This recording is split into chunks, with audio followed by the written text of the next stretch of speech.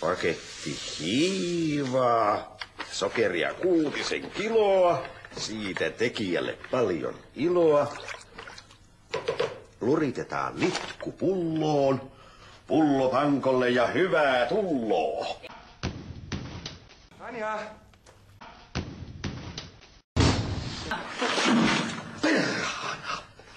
Tanja, oot sä täällä? Koita nyt rauhoittua! Ai, Seppo hei. Onks toi Tanja vielä täällä? Ei. Sitä paitsi... No voisit sä pitää jotain ääntä, etkä hiippailla tuolla tavalla ihmisiä säikyttelemässä.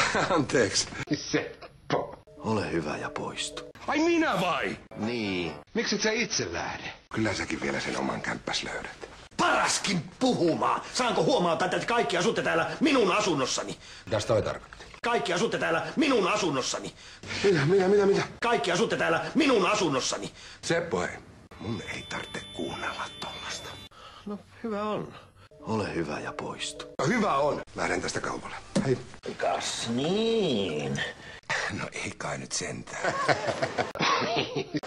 Oi saakeli! Sen verran sanon vaan, että vaarallisen paljon alat kuulostaa äidiltäs. Ai. Mulla just nyt alkoi särkeä hirveästi päätä. Ai. Joten ei muuta kuin lapsen teko. Eduskuntaan. Mitä helkkaria? Tää ei oo mikään kirjasto, tietääkseni. Ja hei! Mä rakastan sua. Rakkaudella. Rauni! Nyt turpo kiinni. Et voi olla tosissas. Ei mulla oo mitään ongelmaa. Mikä toi on? Sä et varmaan enää halua, että mä muutan teille. Ei. Tää kaappi on ollut käyttämättä vuosikausia. Mitä helvetti? Kas niin.